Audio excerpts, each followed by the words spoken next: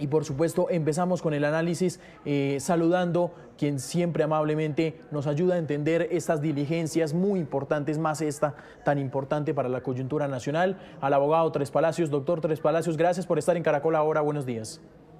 Juan Camilo, un cordial saludo para ti y para todos los televidentes. Un placer siempre estar acompañándolos.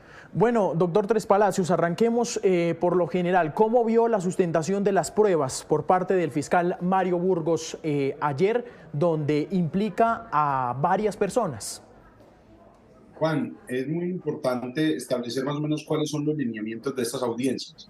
Digamos que la Fiscalía debe mostrar primero que todo que existe una inferencia razonable, es decir, que tiene elementos de prueba que van más allá de un mero indicio en contra de Nicolás y de Dice, y eso fue el ejercicio que realizó con unos audios en los que se tienen conversaciones que al parecer estarían relacionadas con actos de corrupción, varias formas de comunicación entre Nicolás y Dice, entre Dice y terceros, y considero que el fiscal satisfizo la carga que en este momento tiene. Es muy importante aclarar que en este momento no se está determinando la responsabilidad penal de Nicolás ni de Dice, sino si ellos deben enfrentar el proceso en libertad o privados de su libertad.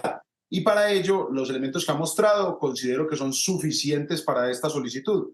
Más aún cuando, al parecer, en un interrogatorio que realizó, que surtió Nicolás en compañía de su abogado, él empezaría a reconocer una posible autoría en estos hechos. Entonces, son pruebas bastante contundentes que, sin embargo, y aquí debe hacerse un llamado de atención, digamos, a la manera como se ha publicitado el proceso, algunas de ellas se están tergiversando ante la opinión pública para sembrar unas ideas incorrectas. ¿A qué me refiero? En una parte de la audiencia, el señor fiscal mostró cuáles eran las relaciones de Nicolás y Dice con otras personas cercanas al gobierno y unió esto con una serie de líneas y pretendió señalar cómo Nicolás tiene relación con el abogado Miguel del Río, Nicolás tiene relación con miembros de distintos ministerios, con ministros, viceministros, etcétera. Y como la gente no ve la audiencia, no se dan cuenta que ahí no estaban hablando de relaciones de corrupción, simplemente estaban mostrando con quienes se relacionaban habitualmente para mostrar la posibilidad que tenían de manipular ciertos procesos. Pero en ningún momento el fiscal señaló que con estas personas hubiese realizado algún acto de corrupción. Sin embargo, reitero, como las personas no ven la audiencia, ven esta imagen y la manera como ha salido en algunos medios, que no es es señalando, estos serían los implicados según Nicolás Petro, estos serían los implicados según el fiscal, estos serían las personas relacionadas con los hechos, y es totalmente falso. Y hay allí personas o fotografías de personas que no tienen nada que ver con estos hechos de corrupción y que ahora están saliendo, digamos, mancillados en su buen nombre. Entonces, también un poquito aclarar que hasta ahora Nicolás no ha estado, no hay evidencia que muestre que Nicolás haya tenido algún acto de corrupción o de financiación ilícito de la campaña a sabiendas de alguno de los miembros en este momento del gobierno. En este Sí. momento estamos todavía, obviamente, en el terreno de la fiscalía, falta ver cuáles son las evidencias que entregará Nicolás también. Doctor Tres Palacios, y compartimos plenamente esa responsabilidad también que usted dice y ese llamado, y nosotros de hecho nos hemos, por decisión editorial aquí en Caracol Ahora, de abstenernos a mostrar ese mapa que usted dice que mostró el fiscal Mario Burgos. ¿Era jurídicamente relevante mostrar ese mapa durante la audiencia? Digamos que no era tan relevante, además porque la manera como está estructurado el mapa, la manera como aparece la imagen, es bastante criminosa. Es decir, sin uno saber de qué están hablando, ya esta vaina en un caso de corrupción con este nombre y con todo esto, pero yo creo que la tergiversación la están haciendo en los medios, que aprovecharon pues algunos medios, que aprovecharon esta imagen para decir, por ejemplo, aquí estoy en un medio impreso, y lo que pone es, el fiscal Burgos señaló que estas personas podrían responder ante la justicia por el caso de Nicolás Petro. Eso es un exabrupto, porque lo que están mostrando son las personas con las que se relacionaban. Ahí aparece Ahmed Escaf, aparece el ministro, aparece el doctor Miguel Ángel del Río, pero el mismo fiscal aclaró que simplemente estaba mostrando quiénes eran sus amigos. Hágase de cuenta que a mí me iniciaron un proceso penal y empezaran con flechitas y una de las flechas mostrara que es Juan Camilo. ¿Y por qué? No, porque él hablaba en el programa con Juan Camilo y otra de las flechas señalara a otros clientes míos que no tienen nada que ver y que después se saliera a tergiversar que estas son las personas relacionadas con el caso XYZ.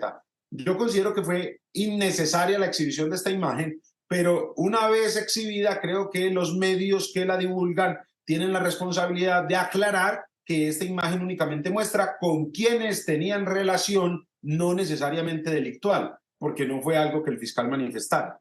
Sí, el fiscal Burgos arranca la diligencia leyendo un documento. ¿Ese documento en qué consistió, doctor Tres Palacios? ¿Quién hizo ese documento? ¿Bajo qué contexto se hace esa carta que empieza leyendo el fiscal Mario Burgos y que ahí es donde empieza pues a nacer la noticia y los ciudadanos, por supuesto, a captar su mirada en esta audiencia? Porque si no estoy mal, doctor Tres Palacios, usted me corregirá, ese documento pues ya daba indicios de la importancia de la diligencia judicial de ayer. Juan, no tengo muy claro a qué carta nos estamos refiriendo. ¿Tenés algún Sí, dato que me pueda... sí. El documento que arranca leyendo el fiscal Mario Burgos, que él dice que hizo en concertación también con el abogado de Nicolás Petro. Un documento donde él dice que Nicolás Petro evidentemente inclusive manifiesta que corrobora y ratifica la teoría del caso, donde es responsable de delitos de enriquecimiento ilícito de servidor público y lavado de activos. Y dice también en ese documento, exacto, donde empezó leyendo... Estaba perdido con la palabra carta. Resulta que se hizo un interrogatorio del indiciado. Sí. Interrogatorio, Nicolás manifestó mucha información y lo que se hizo fue una constancia del contenido del interrogatorio.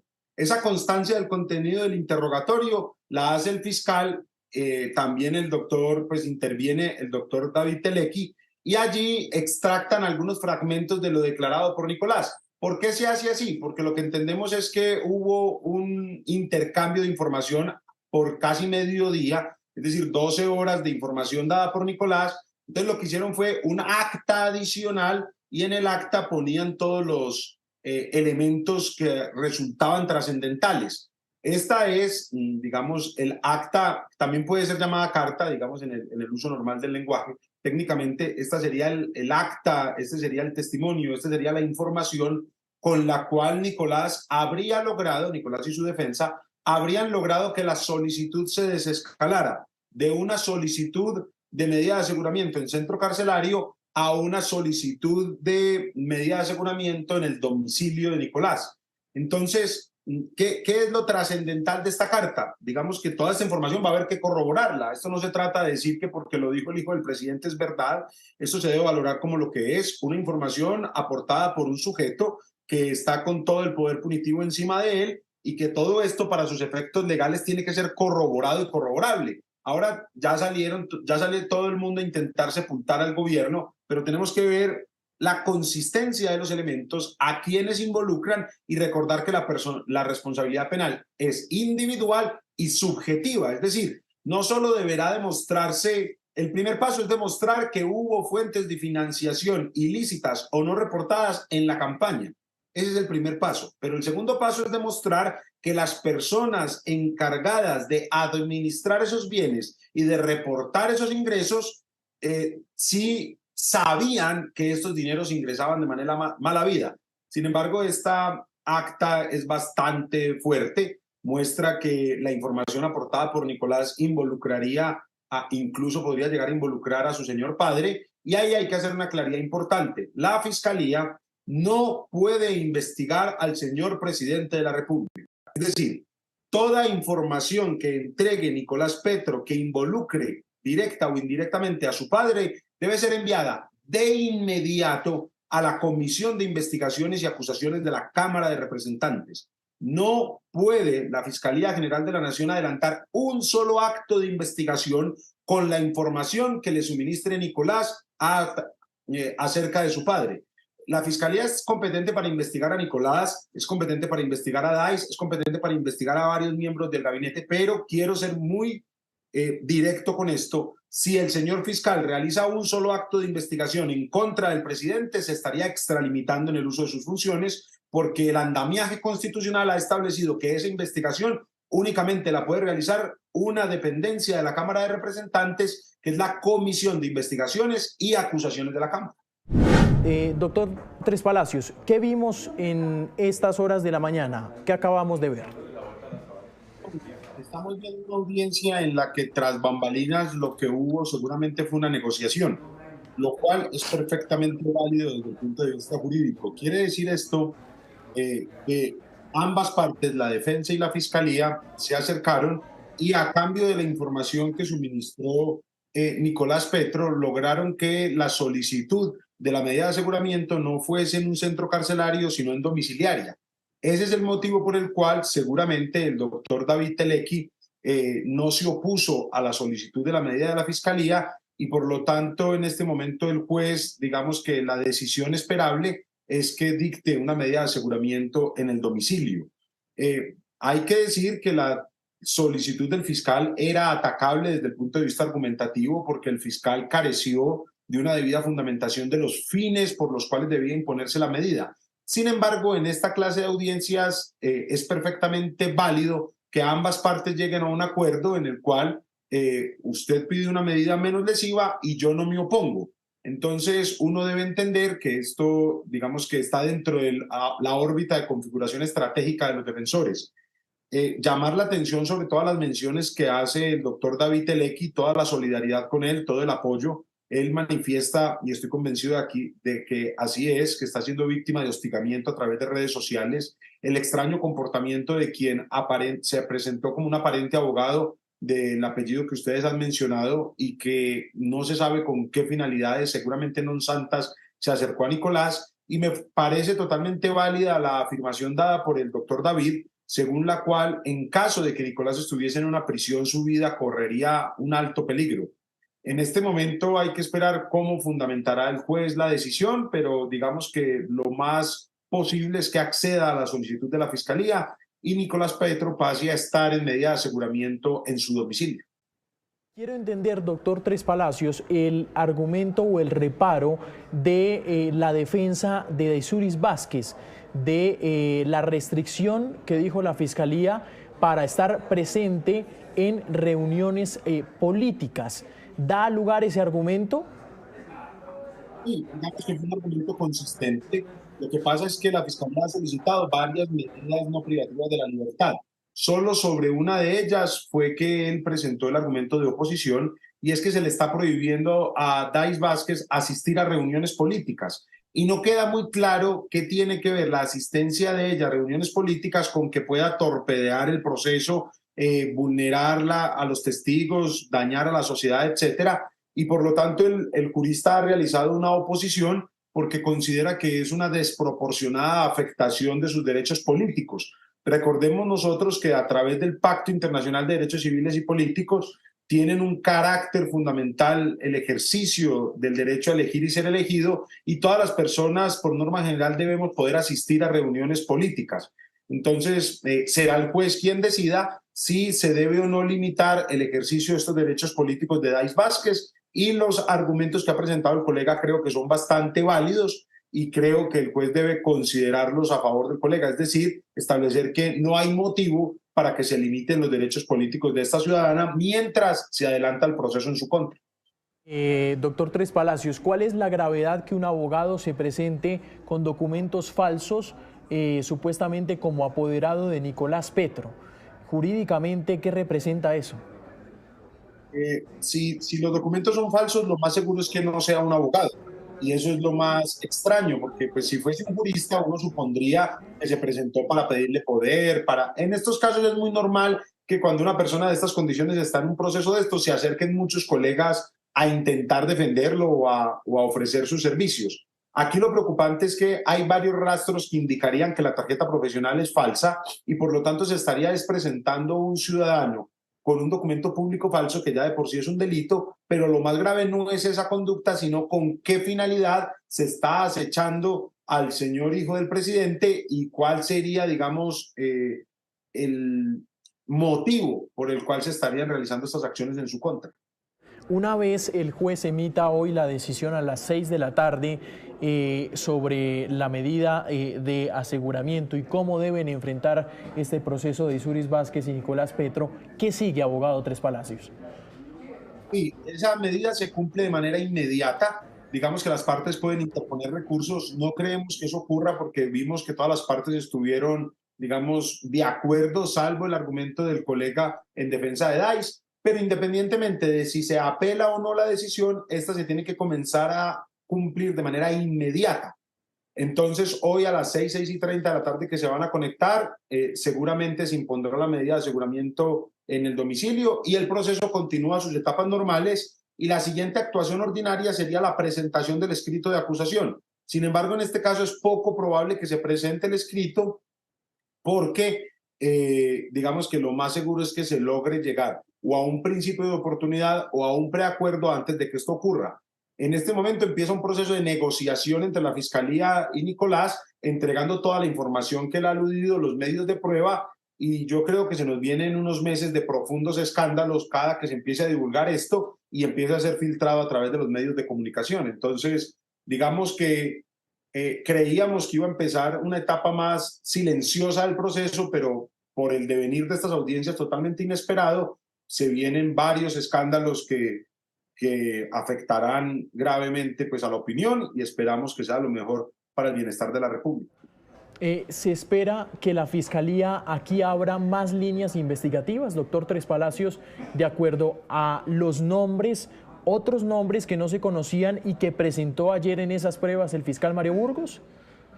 Por supuesto, de aquí lo que viene es trabajo para la Fiscalía. Tienen que abrir múltiples líneas, tienen que empezar a indagar. Además que todo lo que diga Nicolás tiene que ser objeto de verificación. Es decir, digamos que hoy la credibilidad de Nicolás se encuentra menguada porque tiene un claro interés de dar información a cambio de un trato punitivo más favorable. La información que una persona en estas condiciones da debe ser vista con un doble cristal, debe ser examinada con pinzas, no puede ser objeto de credibilidad inmediata porque es evidente que persigue su propio beneficio. Pero tampoco por eso quiere decir que sea increíble, que esté negada, que no se le deba prestar atención. No, la Fiscalía debe empezar y de cada dicho de Nicolás debe contrastar, verificar, cotejar, verificarlo con otros elementos y por supuesto iniciar las líneas investigativas de todos los que allí resulten investigados, a excepción del presidente de la República, que única y exclusivamente la Comisión de Investigaciones y Acusaciones de la Cámara de Representantes es la competente para iniciar la actuación en su contra, como lo ha comunicado en el comunicado, valga el pleonasmo, que ustedes leyeron hace un momento. Doctor Tres Palacios, pero la investigación que hizo la Fiscalía, en caso tal que llegue a salpicar, por supuesto, o que llegue a ser del manejo de esa comisión de investigación y acusación, tiene la Fiscalía que enviarle las pruebas a esa comisión, ¿cierto? Pero Juan, de inmediato aparezca el nombre del presidente en una investigación, la Fiscalía debe cesar y enviarle eso a la comisión. No se trata de que ahora la Fiscalía empiece a investigar cosas del presidente y después las envíe, no, porque no es competente ni siquiera para investigar al presidente. Cada que una línea investigativa de esa naturaleza aparezca el nombre de Gustavo Petro, ese punto debe ser enviado y no se puede continuar la investigación en ese punto. Digamos que la Fiscalía lo que se debe dedicar es a la constatación de lo que diga Nicolás y a la investigación de todas las personas que no tengan este fuero especial del presidente y adelantar en contra de ellos todo. Y también aquí no nos puede sorprender si aparecen más personas queriendo dar información. Esto, digamos que yo creo que es un escándalo sin precedentes, solo comparable con el escándalo del expresidente Ernesto Samper, pero adicional a este por el vínculo que tienen padre e hijo, digamos que va a ser mucho más sonoro y se vienen momentos de bastante turbulencia para la estabilidad de la República. Me parece que el presidente ha hecho bien, ha enviado una terna de 3 fiscales mujeres de las mejores condiciones, creo que es la mejor terna que se ha enviado en la historia desde que se fundó la Fiscalía en el 91, y se espera que esta goce de imparcialidad y que haga su trabajo, y además hizo bien el presidente al advertir que para los casos que involucren a los miembros de su familia se nombre un fiscal general ad hoc. Entonces el presidente está dando las garantías, creo que está actuando de manera adecuada. No me parece correcto que haya utilizado la expresión conjuez en el comunicado que hace un momento leíamos, pero salvo ese detalle, considero que está siendo ajustado a sus funciones y a sus deberes como presidente de la República. Es que ya iba a ir a eso, precisamente, a ese lo último que lanzábamos aquí en Caracol ahora mientras hablábamos con usted y empezaba al mismo tiempo la audiencia. ¿Por qué no le cuadra la palabra conjuez, doctor Tres Palacios, para usted? Claro, primero vamos a explicar qué es un conjuez brevemente. Un Sí. conjuez es un abogado particular, es un jurista que la Corte Suprema de Justicia lo enlista en un listado de conjueces para que cuando los miembros de la Corte estén impedidos para resolver un caso, ese abogado que es particular, ese abogado que ejerce la profesión sin estar vinculado a ninguna entidad, entre a la Corte y resuelva ese caso específico, pues vote en ese caso específico. Son algo así como magistrados suplentes, como para que lo entendamos. Por ejemplo, yo no soy conjuez, pero podría ser conjuez de los tribunales y eso no quitaría que pudiese ejercer mi labor de abogado común y corriente. Pero ¿por qué es inadecuado que él haya dicho que su abogado es un conjuez de la Corte Suprema de Justicia? Primero, porque lo realiza a través de un medio oficial y la gente no entiende que es un conjuez. Entonces lo que va a entender la sociedad es que a él lo está defendiendo un magistrado de la Corte Suprema o un miembro de la Corte Suprema de Justicia. Y esto es contrario a la división de poderes, porque la Corte Suprema de Justicia tiene unas misiones muy diferentes a las de defender al presidente. Entonces, considero que el presidente únicamente debió haber establecido que había nombrado al doctor Pavalugo, que además tiene muchos otros pergaminos que exhibir si lo que quería era, digamos, ensalzar al colega, pero es inadecuado que haya incluido a una corporación que hace parte de otra rama del poder público u otra rama de funciones y además que deje esa duda en la población, que lo que va a quedar pensando es que lo está defendiendo un magistrado de la Corte Suprema, que no es así. Entonces lo considero un poquito inadecuado, no, bastante inadecuado, es un mensaje erróneo, pero salvo eso, el presidente está cumpliendo con sus deberes en todas y cada una de las decisiones y creo que ha sido acertado en la manera como lo ha hecho. Sí, dice literalmente ese comunicado del presidente Petro: para tal efecto le he otorgado poder al conjuez de la Sala de Casación Penal de la Corte Suprema de Justicia, Mauricio Pavalugo, para que me represente. Doctor Tres Palacios, gracias por estar en estos primeros minutos de la mañana presenciando la audiencia y por supuesto explicándonos cada detalle de esta audiencia de medida de aseguramiento que se va a reanudar a las 6 de la tarde con la decisión del juez. Muchas gracias, doctor Tres Palacios. Camilo, muchas gracias por la invitación y a todos los televidentes por su atención y estamos aquí atentos a todo lo que se requiera. Un abrazo.